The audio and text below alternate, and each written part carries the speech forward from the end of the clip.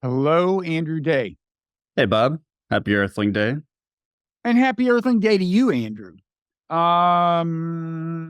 Should we explain what we're doing? Or are people slowly growing accustomed to the fact that on many, if not most Fridays, Earthling Unplugged appears in the podcast feed and on YouTube and is kind of a discussion of the Earthling, the Friday edition non-zero newsletter, and random riffing. That's right. And on this occasion, I haven't even read the final draft of your lead item, so maybe that'll give me a chance to kind of probe the argument and see what it's all about. You can interrogate me. Mm-hmm. Like the way Congresswoman Elise, what's her name, Stefanik, interrogated those college presidents?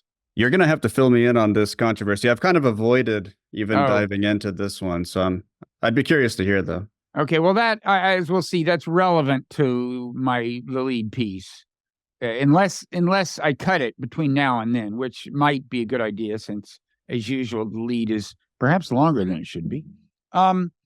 So, yeah, she's a Republican congresswoman who was grilling the presidents of Harvard, Penn, and MIT, all women, if it matters. Well, I mean, actually, I guess identity matters generally. I think one is Jewish, maybe the president of Penn. President of Harvard is African-American. President of Penn, who seems to be in the most trouble of all of them in the wake of this, is none of the above. Is she the one that subsequently released this video clarifying? It was kind of sad. It was like a hostage video. Yeah. It was just, I just wanted to hold her hand. It was so, you do look like you're about to lose your job, don't you? This is a pretty desperate plea. So, yeah, I mean, before we get into what they said, I gather there was some donor who threatened to withdraw $100 million or something for Penn if she wasn't fired. Now, I just saw this headline, but I think it was a solid headline. I think maybe he's on the board of trustees. Now, MIT's board immediately came out, or pretty quickly, as of today, had come out with an affirmation of its confidence in their president. So I think they were thinking, let's get out ahead of the donors and just lay down the line and say, don't waste your breath. And it may not be coincidental that she's Jewish, and maybe we'll have the easiest time withstanding this for that, or would she have the hardest time? I'm trying to figure out. These things are so confusing. Yeah. But anyway, because it was about, about the question. Ostensibly, the question was, what do you do when students call for the genocide of Jews? You would think this was the video. And I got to say, I watched the video and I'm like, why are they not handling this better? Like, I'm imagining what I would say. Why are the presidents of the universities not handling it better? Yeah, because the video, and there was a little more context than was evident for most of the video. And Michelle Goldberg wrote about that in today's New York Times, and I'll get to that. But what you saw in the video is basically Stefanik, whatever, saying to these presidents in order, so would students call for the genocide of Jews? Is that not harassment? Is it some kind of violation of policies? And they were all like kind of hemming and hawing and saying, well, it depends on context, or the question is whether speech leads to action, and so on and so on.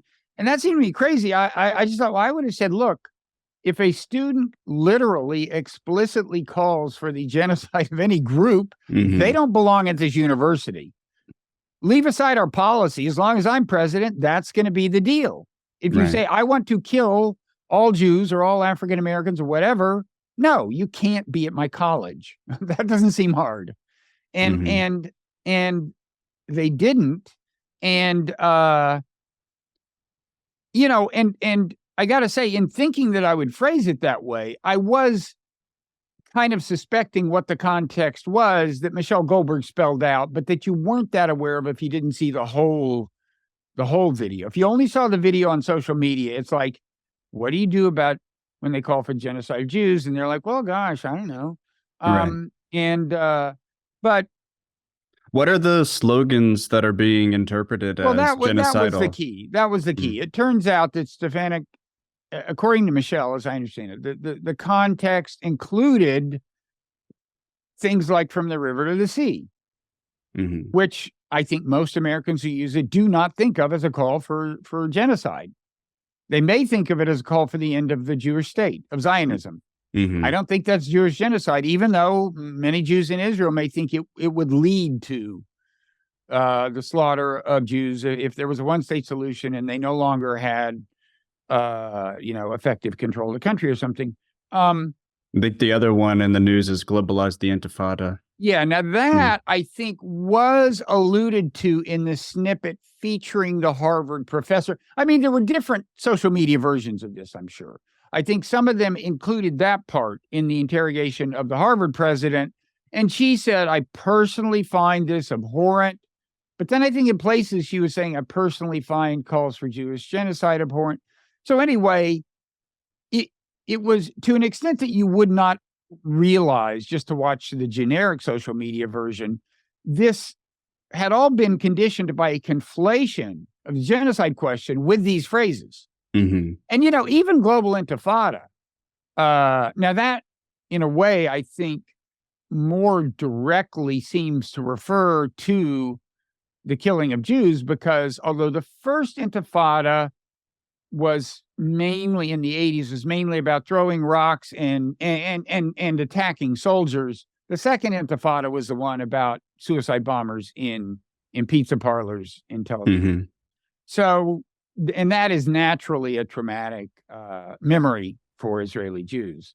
And when you hear global intifada, if you're an Israeli Jew or a Jew generally, you might well just think, oh, that means they're going to kill all the Jews. Now, I suspect that a lot of these kids mean end settler colonialism everywhere or end imperialism everywhere. In fact, I've got to think very few of them would say, I mean, kill all the Jews everywhere, or even think that, because their big left-wing framing of foreign policy is the global framing of their foreign policy grievance is about imperialism and to some extent about settler colonialism.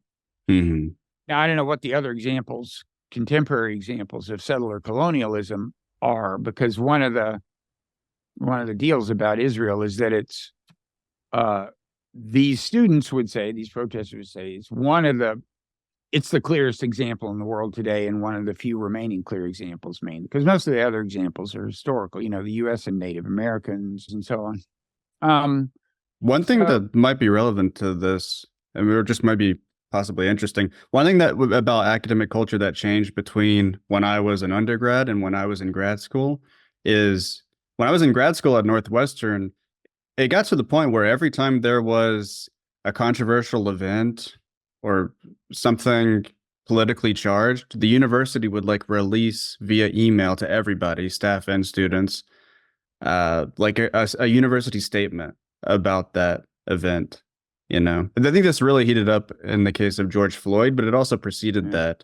And I always kind of got the sense that they had kind of focus grouped it, or they looked to what is Harvard doing, what is their statement on this issue, and then kind of followed suit. So it wasn't like an authentic expression of the president's own personal feelings, but it was an official, position on political issues, many times. And I don't know, that's just one thing that I've been thinking of watching this. I was just thinking today that if I became the president of a university, I would make an announcement on the first day, like this university, while I'm president, does not take positions on political issues. That's not what we're for. We're to educate students and give them the tools so that they can take positions on issues should they feel like it. And I think Steve Pinker responded to this whole controversy with a list of things that colleges should do. And, to his credit, he said, no, they shouldn't tighten speech the way Stefanik seems to be hoping for.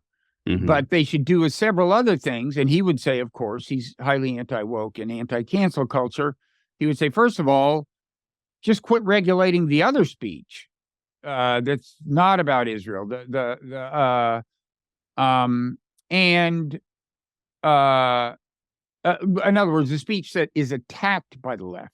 Mm-hmm. Just don't regulate, I mean, to the extent possible. I'm sure they're, but he would say loosen up left and right and quit canceling right-wing speakers and that. And I think he said, and the universities should not take positions on political issues, which just seems almost obvious as a partial solution to the mess that they're in now. Yeah. And people generally, I mean, and this whole business of demanding that people denounce things, and take a position, like at Princeton, the head of the public policy school, which used to be called the Woodrow Wilson School before that name got canceled, she is Palestinian American. Mm-hmm. And right after October 7th, there was a truck apparently driving around town denouncing her for not denouncing the October 7th attacks. Mm-hmm. Now, she later said that was not true and that they had acknowledged it.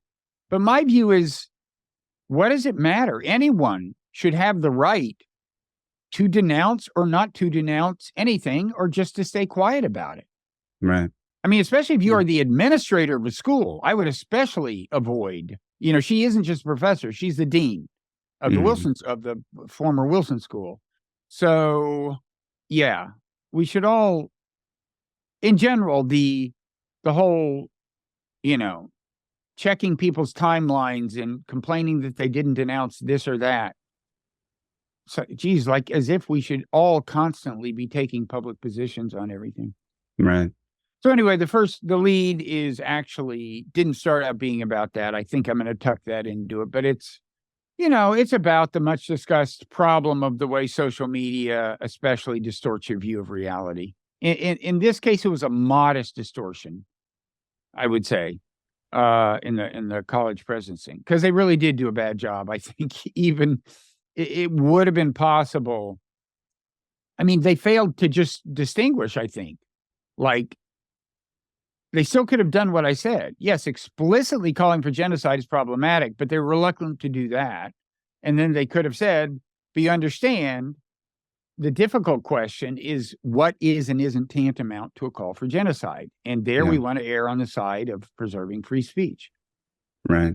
It seems like the thing that you're noticing would be the first thing that would occur to me to do. Just like this, it's like a rhetorical redescription, or you're saying, well, you're rhetorically redescribing something that's not plainly genocidal as being plainly genocidal.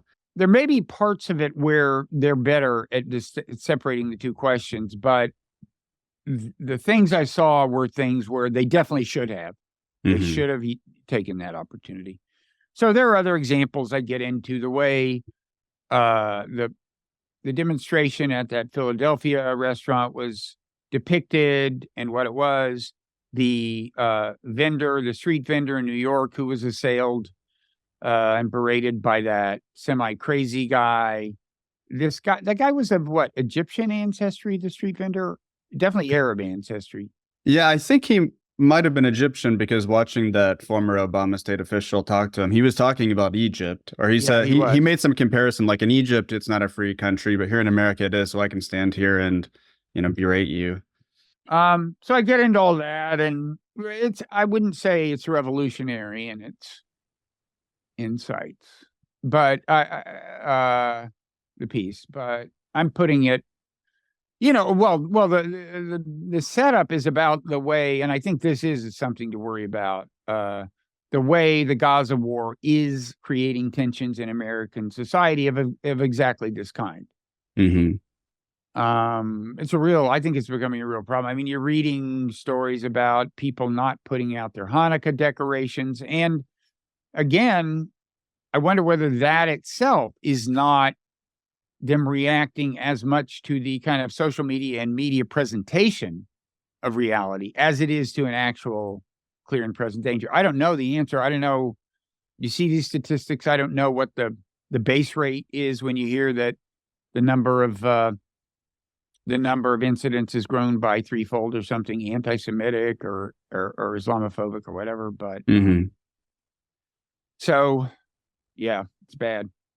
I was kind of curious, I think with this piece, I can see how your like Enlightenment political views. I don't know if you'd use that word, but I will. Your Enlightenment Oh, I political am views. enlightened. Did I not explain to you that I'm enlightened?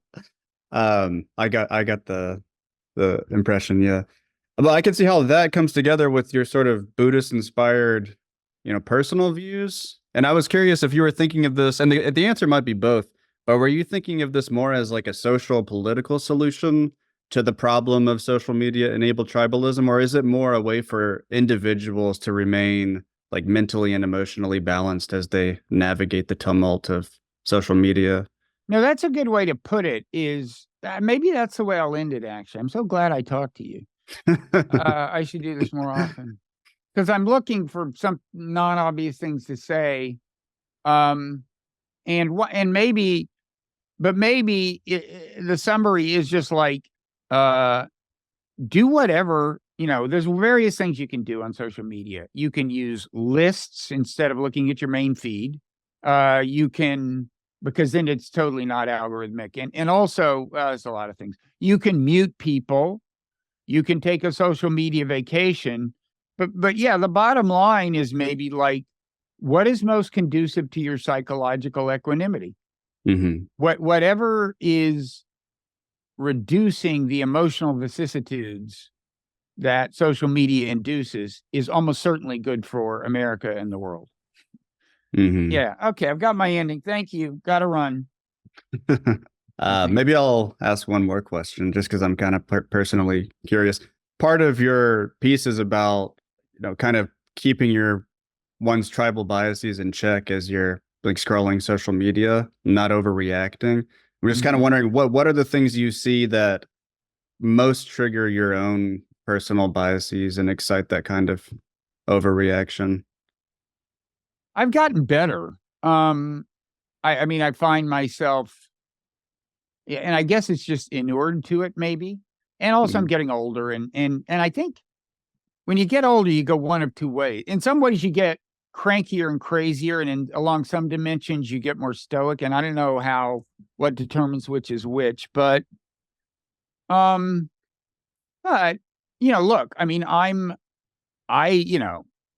15 years ago, I was writing things about Israel that were edgy enough to get blowback. They don't seem edgy today, as I recently said. Maybe I said this to you even last time we taped. Like I never used the word apartheid, which is now common, but which would have gotten you, severely scolded back in the day. I said things that got me scolded, but they all seem pretty tame. But once you have those kinds of battle scars, I mean, people like, some of the official guardians of the speech code, tried to stigmatize me. Piece shows up in the fucking Jerusalem Post where I'm denounced by a rabbi. I mean, you got to work to get that. That's like, and it's written by this guy at the Foundation for Defense of Democracies, which is like officially, in fact, it's interesting. There's a guy from FDD who makes an appearance in this lead because he is the most egregious distorter of reality mentioned in the thing. So I guess that answers your question. Yeah, I'm always looking for payback. FDD is still in my my gun sights. But anyway, once that's happened, you naturally become kind of, well, on the one hand, you naturally become incensed by things done by the other side, but also on the other hand, I must have been a little that way to begin with because I took the side I took. I've long bridled at the pro-Israel speech police, because I really genuinely think they've been bad for Israel because they have stifled the kind of criticism of Israel that conceivably could have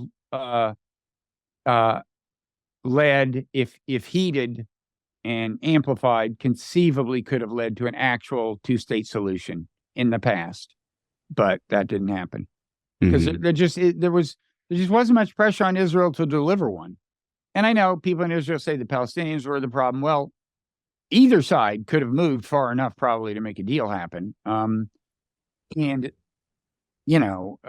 so anyway, that's my line. At the same time, I am bothered by, I don't think global intifada is a good thing to go around saying. Mm-hmm.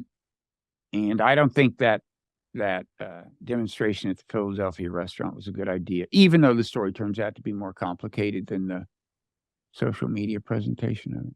Yeah. Yeah, and you mean for like tactical reasons, it's counterproductive.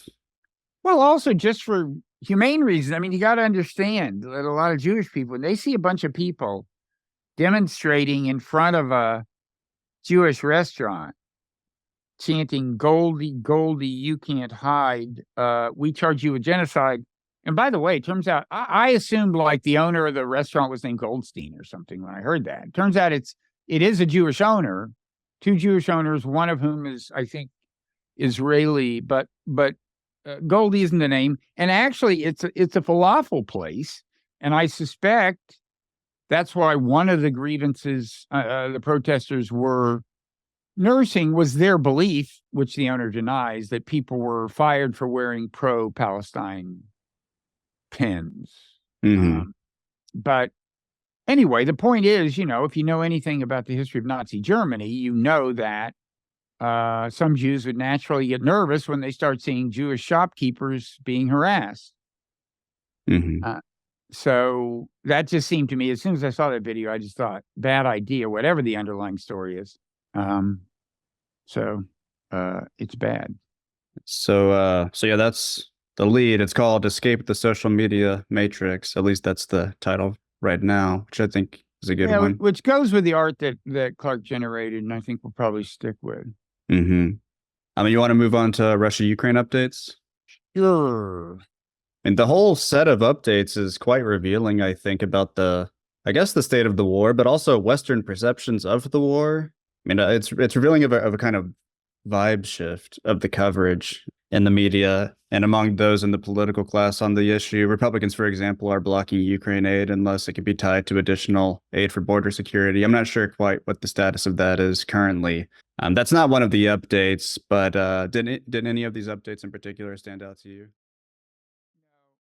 Okay, this conversation is not nearly over. However, we have reached the end of the publicly available portion. If you want to hear the rest, all you have to do is become a paid subscriber of the Non-Zero newsletter, which you can do by either Googling Non-Zero and Substack or clicking the link in the show notes on your podcast app.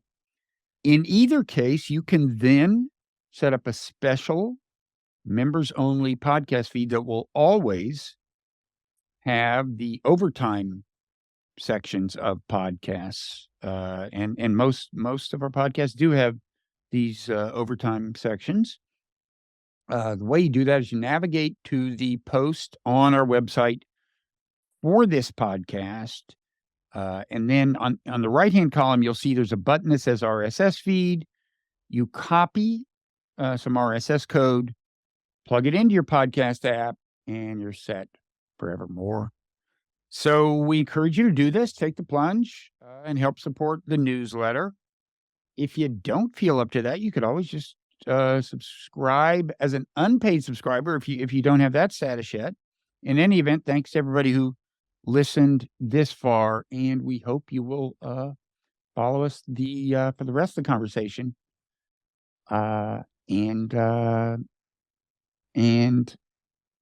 I'm trying to think of a way to end this pitch. And Clark can cut out the intervening part. And what do you recommend, Andrew? I've kind of lost the track. You said you're talking now to unpaid subscribers who are remaining unpaid subscribers, and you're saying thank you. Getting complicated. I said, I said, let me say again. Let me pick it up here. It'd be funny if we left this all in. It would be, but I think at some point we'd start getting audience drop off. Although, it's the end of the podcast, so the people are listening to it. Right? The way that they end this is by going to the Substack. Right. Grabbing the RSS feed. Hey, you want to end your suffering, folks? This is purgatory. Yeah. Yeah. There's a way out of this. There's a way out. You need to change. You need to change your subscription status to paid. I don't know. Should we leave this in? Is that too radical? No, this is beautiful. Let's You keep it like this. This is really beautiful. Mm-hmm. Okay. Well, look, thank you. We love you all, regardless of what decisions you make, whether you are justifiably condemned to hell for eternity or you become a paid subscriber to the Non-Zero newsletter. Have a nice week, and so on. You too, Andrew. All right.